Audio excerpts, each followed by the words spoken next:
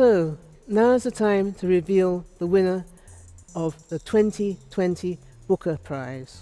And that is Shuggie Bain by Douglas Stewart. And that book, The Promise by Damon Galgut. The winner of the 2022 Booker Prize is The Seven Moons of Mali Almeida.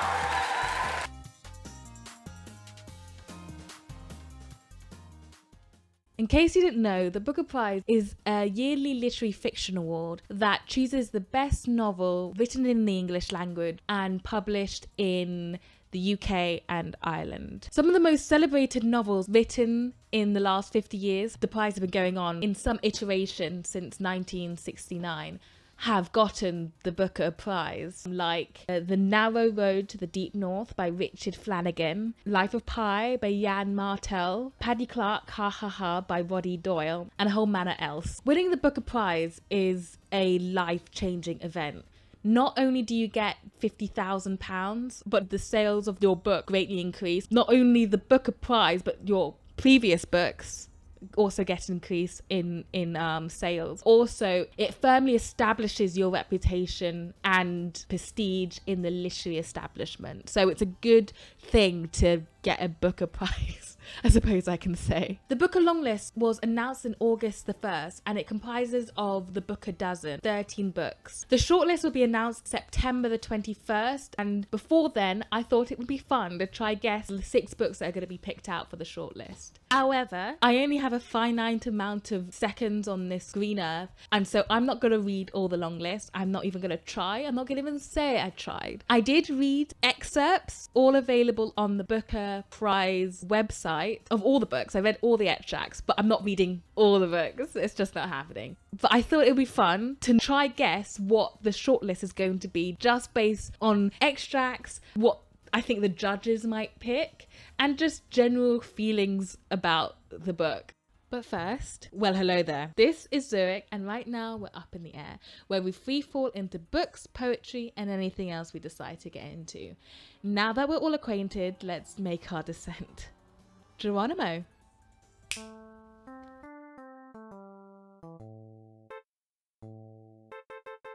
Before I tried to guess the shortlist based on everything except actually reading the books, I thought I might introduce the 13 books that are in the running for the grand prize. So, in no particular order, A Spell of Good Things by Ayobami Adebayo, about poor Eniola and rich Warayola's lives becoming entwined in Nigeria. Old God's Time by Sebastian Barry, about Irish Tom Kettle, a retired policeman who has to come to terms with a past case that dregs up bad memories. Study for Obedience by Sarah Bernstein, about a nameless narrator moving to a small village in an unnamed northern country who becomes seen with increasing hostile superstition after misfortune and disease starts to occur in their small community. If I Survive You by Jonathan Escoffery, which is a series of interconnected short stories about two Jamaican brothers, Delano and Trelawney, who are confronted with an often hostile clash of culture in the late 20th century America. How to Build a Boat by Elaine Fenney, which is about a neurodivergent boy who wants to reconnect with his dead mother. Dead mothers are a running feature in 2023's Booker Prize, so keep that in mind. Next is This Other Eden by Paul Harding, which is a historical novel about a community confronted with colonial and prejudiced forces. Then there's Pearl by Cian Hughes, about a girl, Marianne, who becomes fixated on the death/disappearance of her mother. There you go, another dead mother. She connects her desire for resolution with her mother's disappearance with a medieval poem called Pearl. All the Little Bird's Hearts by Victoria Lloyd Barlow, about a woman, Sunday Forrester, who is autistic and who becomes entangled with her neighbours, a charming couple, but who have secrets of their own. Prophet Song by Paul Lynch, where a woman, Eilish Stack's life becomes increasingly more bleak in the middle of an island under the control of a new fascist government.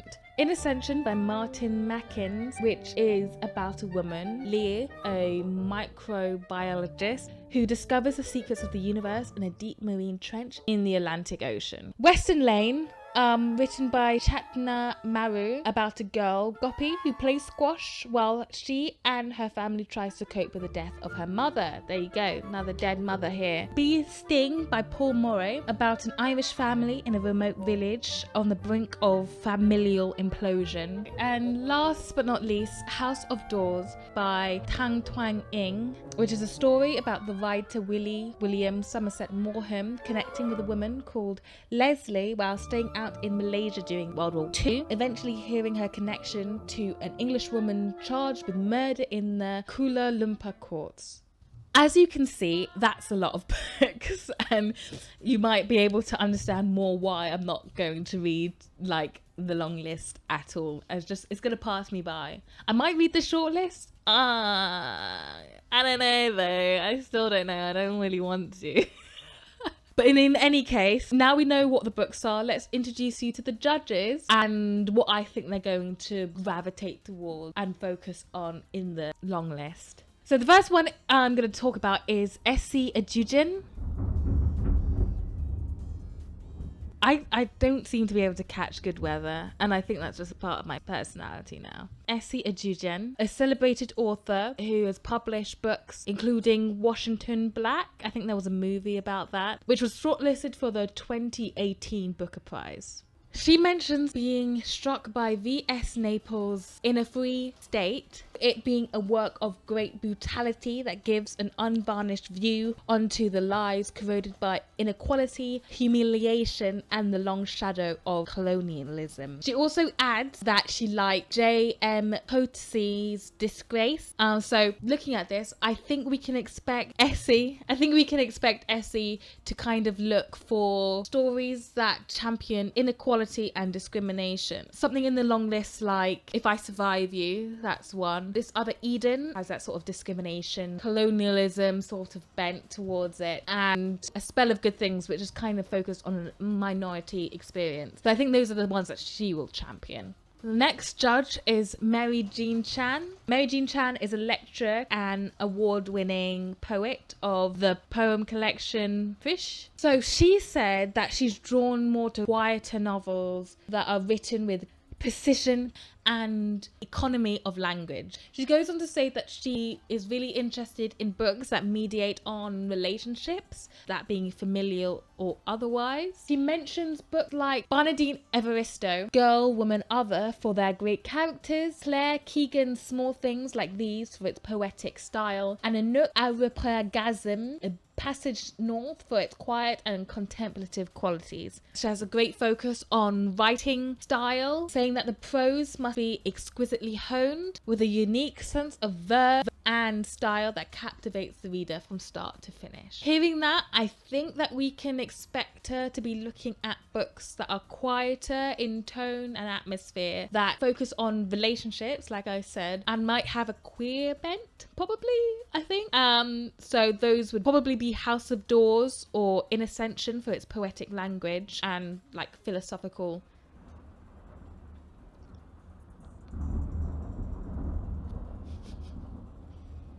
Those books will probably be House of Doors, which is beautifully written and has also a queer bent. In Ascension, which is written beautifully and has a sort of quiet philosophical undertone, or maybe overtone, I think, just from reading the abstract. And the other Eden, which is also written very beautifully and has a lot of biblical sort of literary connotations written into the writing style.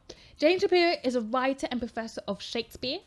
He has a great interest in non-fiction, so maybe more interest in stories based on real experiences, which there are quite a lot in the long list. He also mentions he has an interest diving into the culture of the moment and the unsettling times that we live in. Ooh, I'm not sure if you heard that. Going from this, one might think that he would look at books that have like a historical or real life focus in the narrative. He might be looking at books that focus on the political scenario that we're living in. There are not a lot of the books on the long list really go delving into politics in general. There's one that kind of focuses on fascism. So he might be interested in political futures, political concerns that is kind of in the zeitgeist, maybe. Going from that, I would suggest that he would probably focus on books like House of Doors for its historical and real life focus, and The Other Eden for its non-fiction subtext because it's based on a real life event, and Prophet Song, which focuses on political fears and political realities that might, the 21st century is kind of feeling is the next step in the political realm, that being fascism. The next judge, Adjoa Ando, is a celebrated actress performing in many things, including Bridgerton, for which she was nominated for Outstanding Supporting Actress at the NAACP Image Awards. Like Shapiro, she says that she's really interested in books with a historical bent that features non-fiction elements worked into the narrative. Like Essie, she's really interested in the minority experience, stories about discrimination, about inequality, looking at characters from a non-European perspective. She mentions books like A Brief History of Seven Killings by Marlon James and The Children by James Vance Marshall, and she also wants books that can stand the test of time. From those hints, I would think that she would probably like historical stories, ones with a non-fiction basis that have a minority experience there and has a timeless quality to it as well. So I would suggest A Spell of Good Things, If I Survive You, and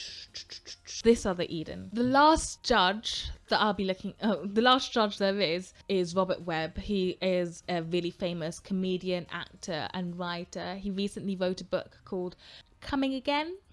There is no questionnaire on the Booker Prize website with Robert Webb, so I'm kind of at a loss of what his position is going to be, how he's going to want to look at the long list. But going off the basis of the book that he wrote just a few years ago, which is a really heartfelt and comedic but also like tragic story about relationships and grief, I think you'd be really interested in focusing on stories with relationships in there, maybe a comedic sort of lightheartedness in there as well, or maybe not lighthearted but more like heartfelt nature to the story, and really focuses on the relationships between people, how they function together. From this, I could suggest that Webb would champion stories like Bee Sting, which is about family relationships, How to Build a Boat, which focuses on a boy's growing relationship with teachers in his school, and also how he's dealing with grief. There's a lot of grief books in the long list, to be honest. You could really like any of them, but I'm gonna go for How to Build a Boat. That's the one I'm going for. And the last one I think that he'd go with is Pearl, much for the same reason of How to Build a Boat. It's about relationships, it's about grief. It might be very heartfelt, I think, from the extract I read. It was definitely based on relationships. So taking this all into account, what 6 do I think is going to make the cut for the shortlist? And I think, going by all the different wants and desires of the judges, I think it's going to play out like this. and I'm betting my pride here, so I'm really hoping these are the right ones. A Spell of Good Things, This Other Eden, In Ascension, Western Lane, Bee Sting, and House of Doors. So what do you think? Do you think this sounds about right? Which one would you want to be on the shortlist? Do you follow the Booker Prize at all? Do you read the Booker Prize? Are you the type of person that reads all the Booker Prize long list and then the short list you kind of look at? There's a lot of people who do that, but I honestly do not have the time for that. My TBR is overflowing, it's killing me, it's burying me, and so I just can't give myself that commitment. Look, I just can't do that. But maybe you do. And which one do you think should be on the long list? The short list. Which one do you think is, deserves to be on the short list? Actually, I will say that out of all the extracts I read, none of the books, except for the House of Doors, I really like the House of Doors. I really like In Session. Oh, it didn't make that much of a mark on me in Ascension. But which one am I thinking of? I actually really liked all the little bird hearts. I don't know, I think the writing was really succinct. I think it wasn't complicated. Not that I mind complicated writing. I really like poetic language, but sometimes it can muddy what's actually going on in the narrative. Not looking at you, Prophet Song. Ooh.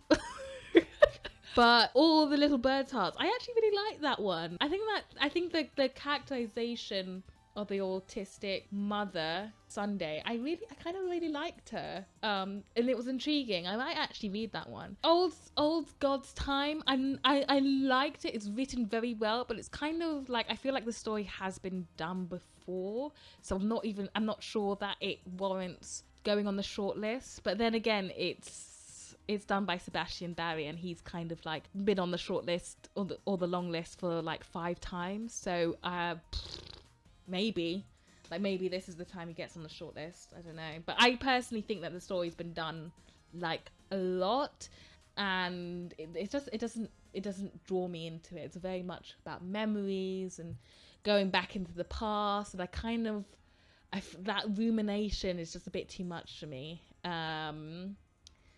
And which is different than in Ascension, which is kind of more like a philosophical rumination. So it's not going back into the past, but it's kind of more abstract, which I kind of prefer. A Spell of Good Things. I'm not even sure. I don't particularly like it. I mean, hold on. I didn't say that.